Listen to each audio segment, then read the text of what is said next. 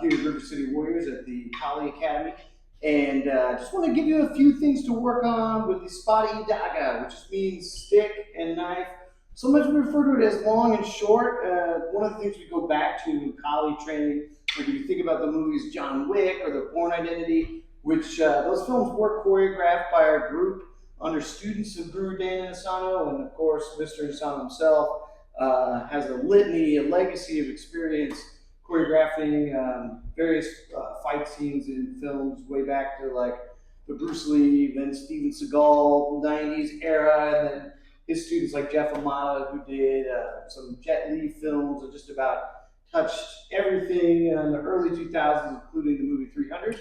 What we go back to is the tools are relatively interchangeable, and that's something I talk about a lot, right? Like the stick could be a stick, but it could be a machete, it could be a flashlight, it could be a cane, it could be an umbrella. And those are nice things to consider because more often than not, those kind of household objects, that's what you're going to be walking around in the world with. You're not going to traverse the world, ready to fight some kind of tribal warfare, with a stick and a knife, more than likely, right? But even if you had like a handgun and a knife, umbrella and a knife, your phone, maybe, my phone's pretty dense. It's, the Pro Max or whatever is pretty large. I think if I hit somebody in the temple with that, it would have an effect. The other thing that we're doing here is you're sort of secretly educating the left hand. A lot of times when we just have some single object, we're doing the numbering system like 1, 2, 3, 4, 5, but the left hand, other than kind of holding the guard position for a lot of people, is just sort of inactive, right? And so you think about like those warm-ups, one side of the X, sometimes the hand will move a bit, I might go to the other side. What I'm actually doing, one is opposite directions of force to try to generate power. Sometimes it's coverage, like a guard position, and sometimes it's a check hand, meaning I would make a strike and then I would check or grab the arm or body part of the other person, the opponent, my training partner, the assailant, whoever that might be. And we use that check hand to foster manipulations, but also create a lot of openings. And something you don't really get a lot out of solo practice. Now, if you just got you and you're swinging the stick, you can get really close to the same kind of level of expertise. But you really need a good partner to push you. And so if you're just training online and you're going through YouTube, if you are fortunate enough to find a partner in anything, man, realize just how unique and special that relationship is. If you can get some buddy of yours to play some Kali with you and have a routine practice, man, sky's the limit. You're going to have just no plateau. You're going to be able to figure things out on your own and really understand the curriculum and develop. And the same goes with like boxing, right? You want to have partners. Gracie Jiu-Jitsu, man, I remember in COVID, we had to do that with dolls, basically, like grappling dummies. And it was miserable. There's no substitute for a good human being. And it's tough, man. Sometimes we don't appreciate those in our lives. Like, it's hard enough to find somebody that will consistently go to lunch with me every Friday, right? Especially getting older. Everyone has kids, families, jobs, responsibilities, right? If you can find somebody to just go to lunch with you once a week, that's a big deal, right? It's a good friend. If you can find somebody who will sit down and train with you once a week, man, hold on to that person.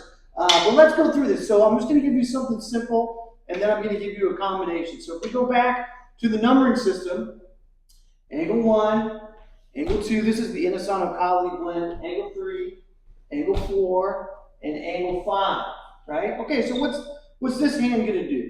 So one thing you can do, whether you have a knife or not, I'll do it with the knife because it's in my hand, right, is I'm going to hit the angle 1, and then I'm just going to do a high thrust. It's going to go to the same spot every time, or maybe I'll do a low thrust sometimes. So I'm going to go angle 2, thrust, angle 3, thrust, angle 4, thrust, angle 5, thrust. And I can do the same thing, high, depending on my arm orientation. See, the knife is above, so I'm going to go 2, and then it might be high, and 3, high, 4. I could go low, would be totally fine. 5 could go low again. That would be 6, 7. I could change it up. It could be a hook line. right? It could be a thrust coming from around the side, or it could be a very narrow thrust, but some kind of activity. So usually the first basic is just high thrust, right to the neckline, every single time. And I'm doing a broken strike, meaning I'm stopping on the target. I want to develop accuracy first and foremost. Collie is a lot like being at the gun range. Accuracy, being detail oriented, is the most impressive thing you can do. You know, you're at the gun range. All right, handgun, let's say 25 feet. If you could just drill the center every time or just be accurate, you can press everybody there. Oh man, you're still on target, right? The same with collie. One of the things I see is people kind of swing very wildly. They open up the elbow, and this is different than this strike, than this strike. It's kind of hitting all over, right? So I want to hit the tip of my chin. If you have a mirror, you can use the mirror. I just want to find that spot. This one's going to my neck. 2, backhand, see chin. Elbow or lower rib should line up with my elbow. 4, that's the elbow on the other side. If my elbow wasn't there, that's right where the floating rib is. And then 5, it could be to the navel, it could be to the groin, it could be to the solar plexus. Whatever it is, I'm just going to try to be accurate with it that way. Then you can slash through. I can get through. I'm still just going to, a thrust is a stab, so it's always going to retract. And then 2, stab, 3, stab, 4, stab, 5. You can punch it in, double thrust. It could be an uppercut, would be fine too, right? Just like the 6 could be a thrust, but it can hook also, right?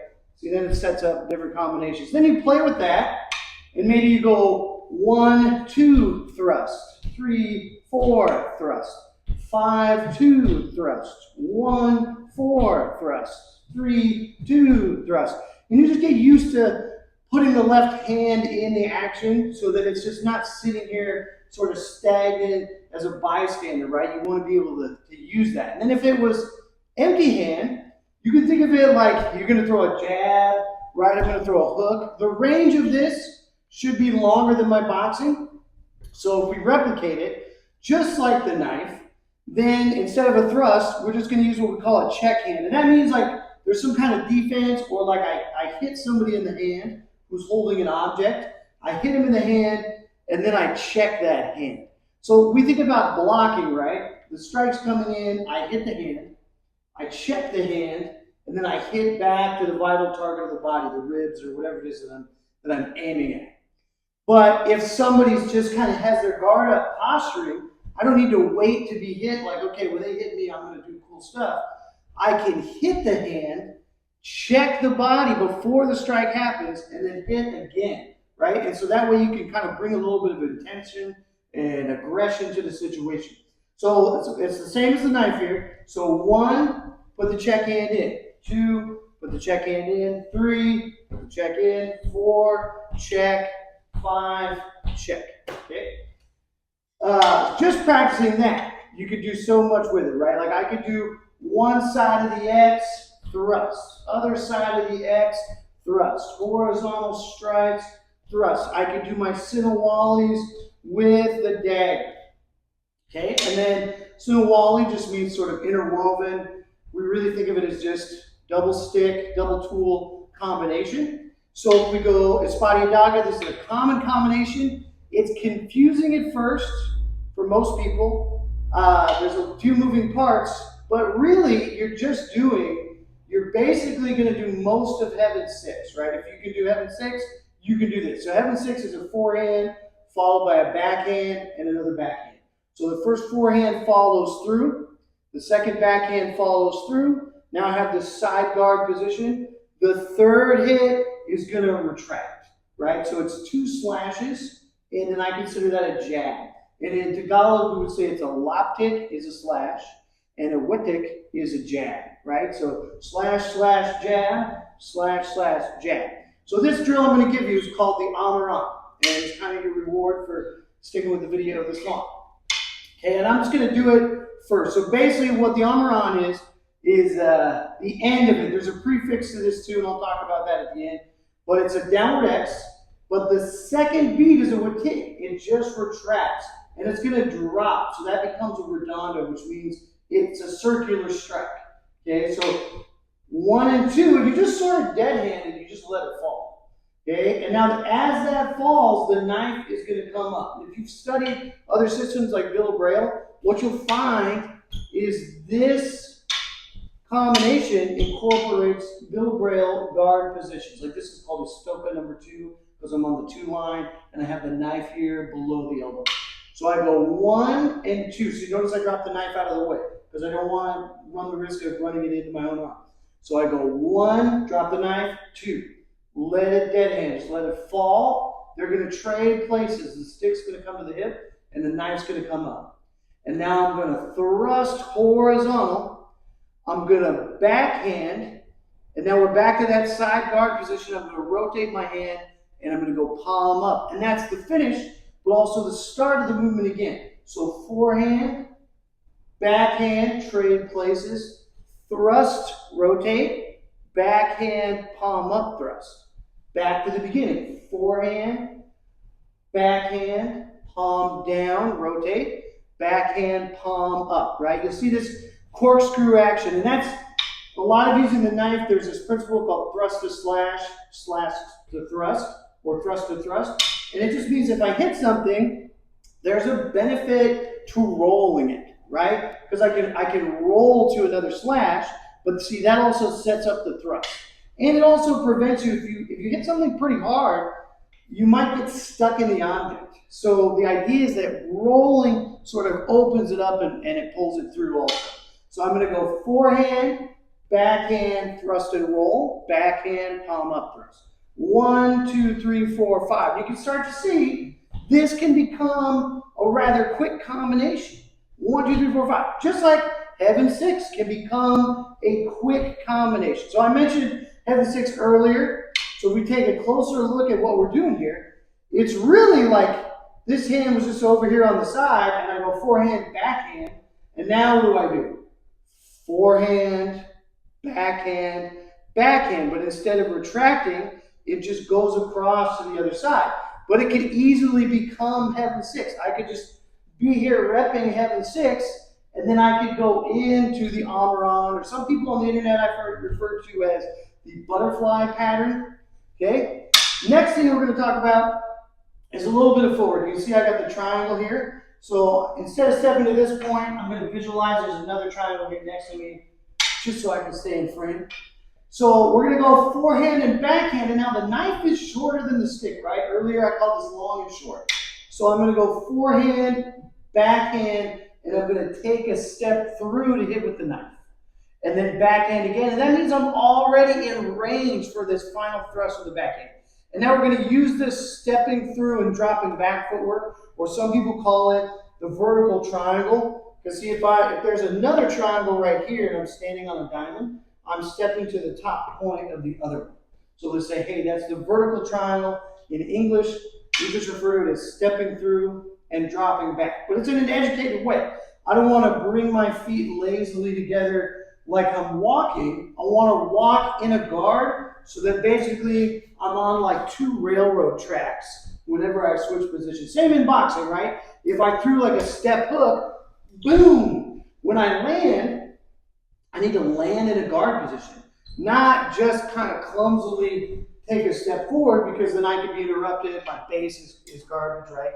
Okay, so just real quick, the next piece, forehand, backhand, knife comes up. As the knife hits, you should be finishing that step. Roll it, backhand, and then backhand thrust. And now I'm going to use that stepping back to load the angle 1. Please don't ever do this. I'll tell you in a second here. I'm just going to keep it at my shoulder. I step back, boom, it just brings the angle 1. 1, 2, 3, 4.